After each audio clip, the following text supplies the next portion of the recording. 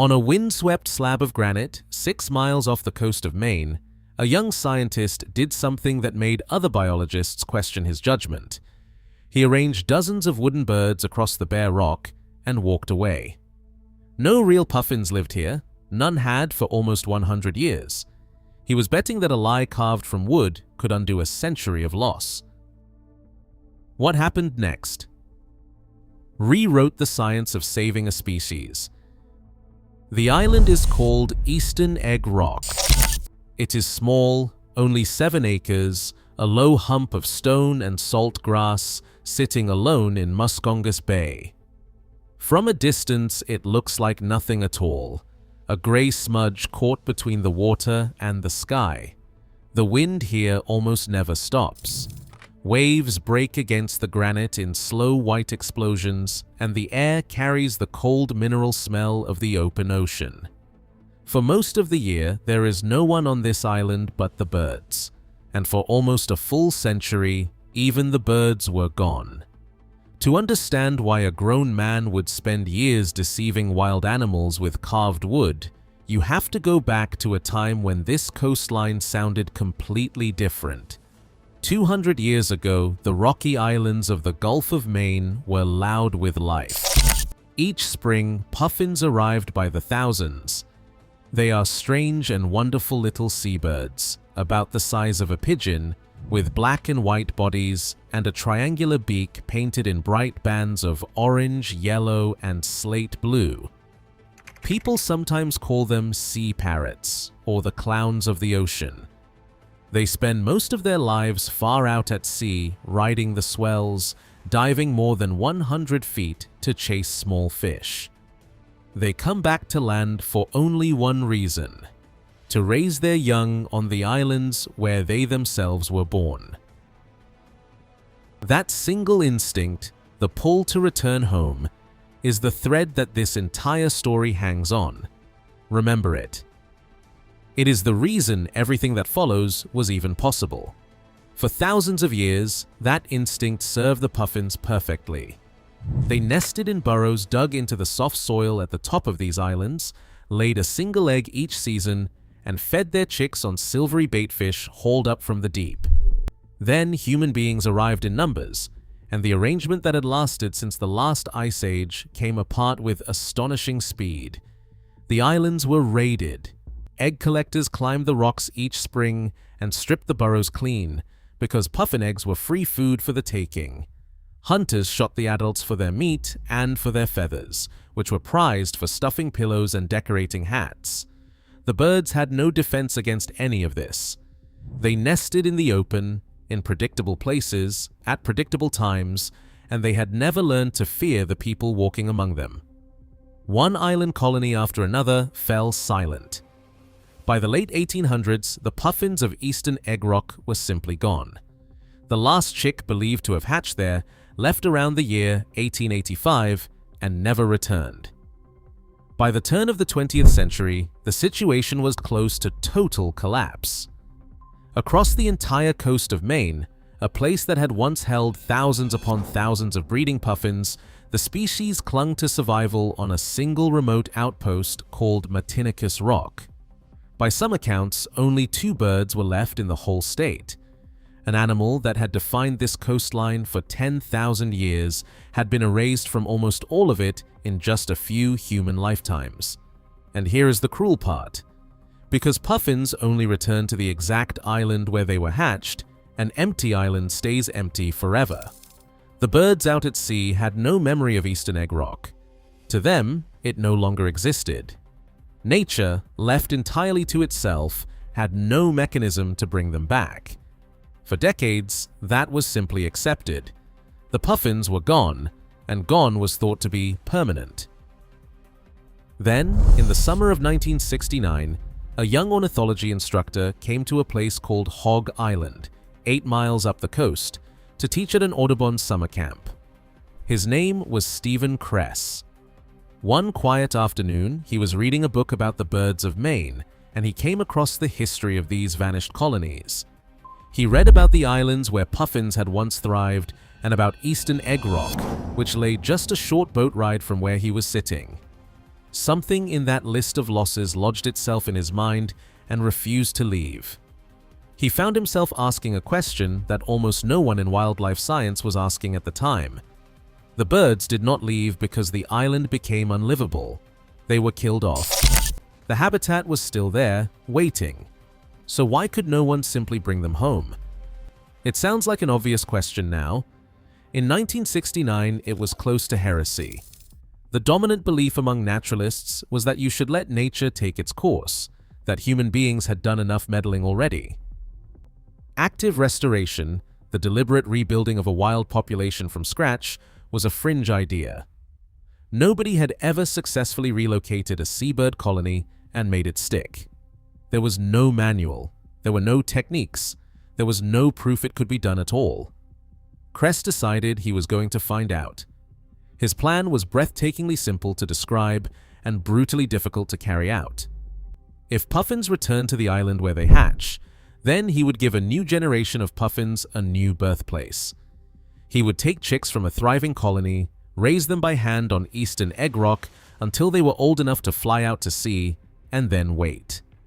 If the theory was right, those young birds would imprint on this island as home, spend a few years growing up on the open ocean, and one day come back here to breed, restarting a colony that had been dead for a century. In 1973, he put the plan into motion. He and a tiny team traveled to Great Island in Newfoundland, one of the largest puffin colonies in North America, and carefully reached deep into the burrows to lift out 6 chicks. The babies were only about 10 to 14 days old, balls of dark fluff that had never seen the sky. The team carried them back to Maine in cans lined with grass, cradling fragile new life across hundreds of miles of coast and water. What came next was relentless, unglamorous work.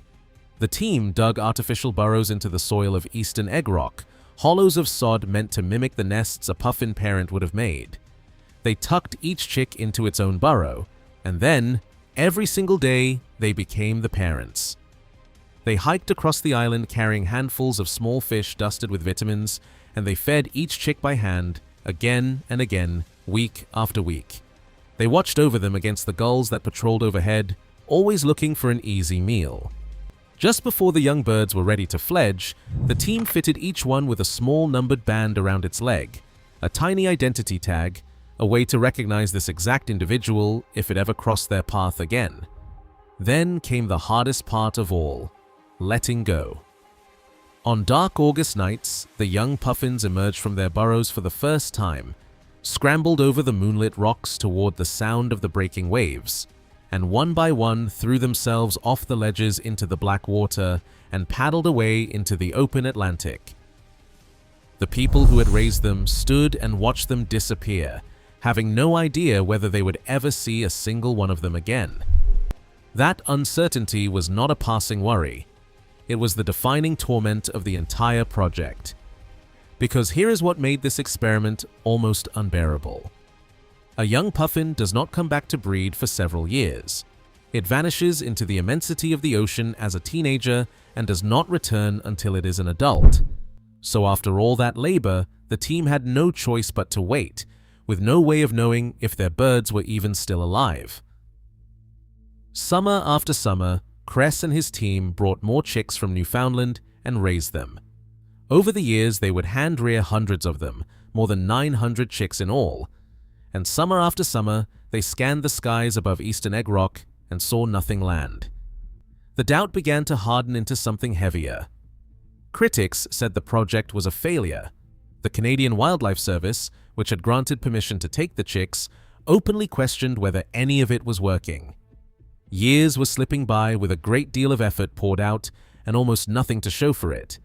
A few familiar puffins were occasionally spotted flying past the island, tantalizingly close, but they would not land. They drifted onto the established colonies on other rocks instead, where there were already crowds of their own kind.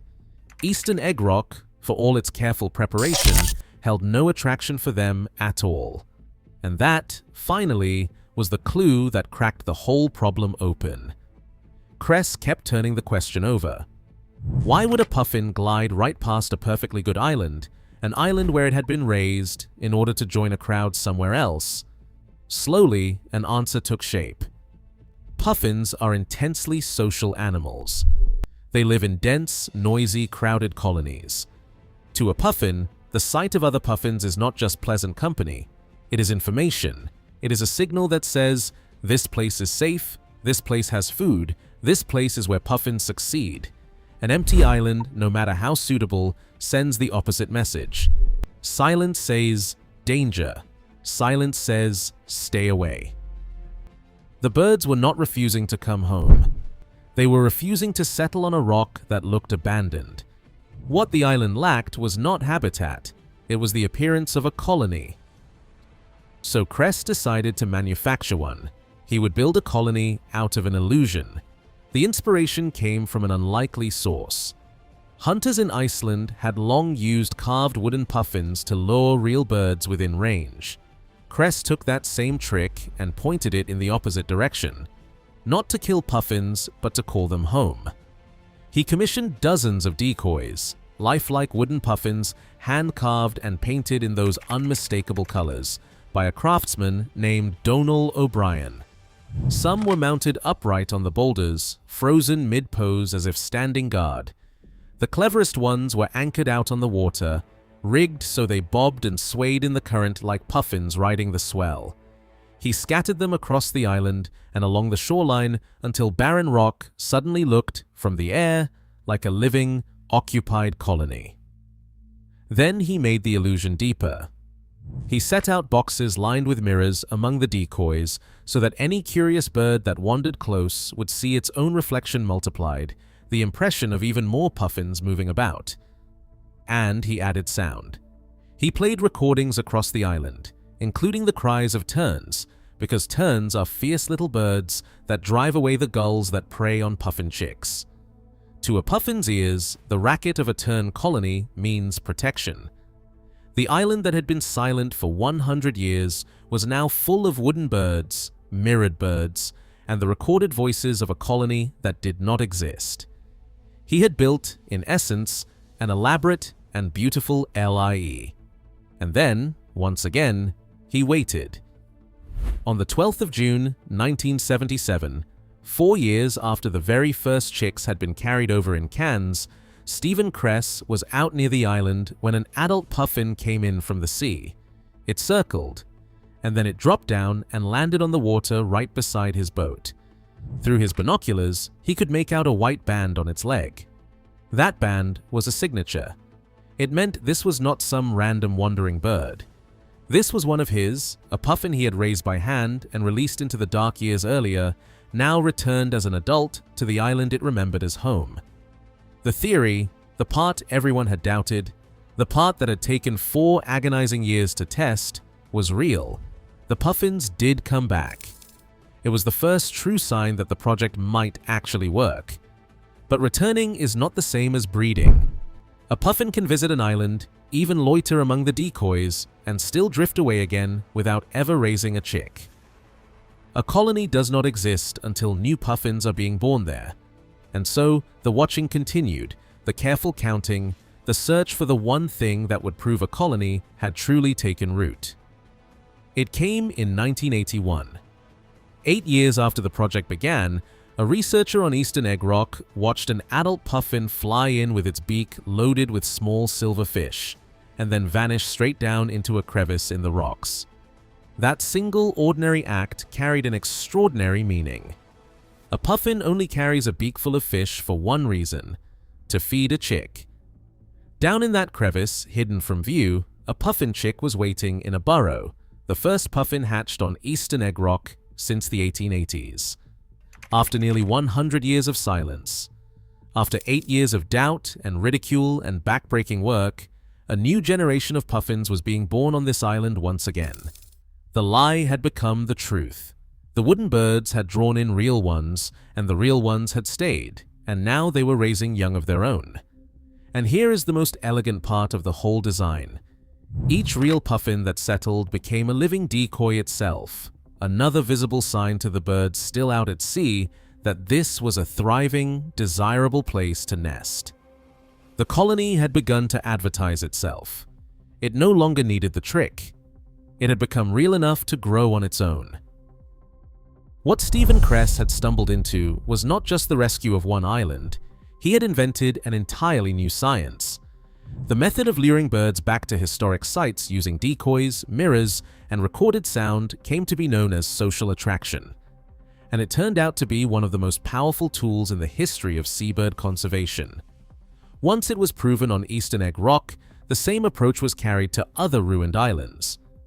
Kress turned next to Seal Island, 21 miles offshore, once the site of the largest puffin colony in Maine, and over time it too came roaring back to life. Today, Seal Island alone hosts hundreds of breeding pairs. Across the Maine coast, an animal that had been reduced to a last desperate handful now numbers well over 1,000 breeding pairs spread across several islands. But the story did not stop at the borders of Maine. The technique Kress pioneered on one tiny rock has now been used at more than 500 sites around the world, helping to protect roughly a third of all seabird species on Earth. Wooden decoys and loudspeakers have been deployed to rescue some of the rarest birds alive. They helped bring back the Chinese crested tern, a bird so scarce it was feared extinct for decades until a few were rediscovered. They have aided the short-tailed albatross and the Bermuda petrel, species that had been teetering on the very edge of vanishing forever. A single stubborn idea, tested on a windswept 7-acre rock off the coast of Maine, has rippled outward to help save seabirds across the entire planet. Stand on Eastern Egg Rock today and you would never believe it had ever been empty. The transformation is total. In the breeding season, the island is a riot of motion and noise. Puffins stand sentry on the boulders and whir overhead, their beaks crammed with fish. Terns wheel and scream in dense clouds, diving at any intruder. Black guillemots and razorbills crowd the lower rocks, and the air shakes with the layered cacophony of thousands of seabirds living their lives all at once. The silence that hung over this place for a century has been replaced by the beautiful, deafening clamor of a wild colony in full swing. The island is alive again, and it is alive because people refuse to accept that it had to stay dead. It would be easy to end the story right there, on a note of pure triumph.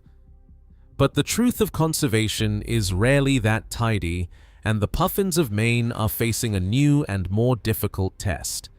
The Gulf of Maine is one of the fastest warming bodies of water on the planet. As the sea heats up, the small cold water fish that puffins depend on to feed their chicks are shifting and dwindling, and in some recent years, parents have struggled to find enough food, leading to seasons where many chicks did not survive. The researchers who watch these birds put it plainly. The puffins, they say, are telling us that the ocean itself is changing. The work of protecting them is not finished. It will never really be finished. These colonies still need people to trim the nesting habitat, to keep the predatory gulls in check, to stand watch year after year. And maybe that is the deepest lesson hidden inside this story.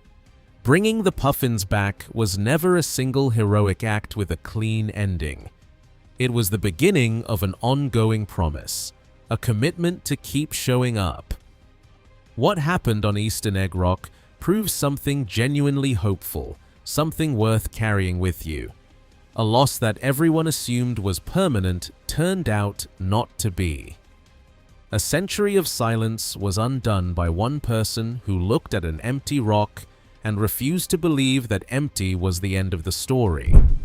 He could not bring the old birds back, so he gave the ocean a reason to send new ones. He built a colony out of carved wood and recorded sound and pure, stubborn hope, and the wild took it from there. The puffins of Maine are here today because someone decided that gone did not have to mean gone forever. That is a thought worth holding on to. The next time you are told that something beautiful has been lost for good. If this story moved you, and if you believe wild places deserve a second chance, take a moment to subscribe and join us. There are more stories like this one out there, places brought back from silence, animals returned from the edge, and we will keep bringing them to you. Thank you for watching, and we will see you on the next journey.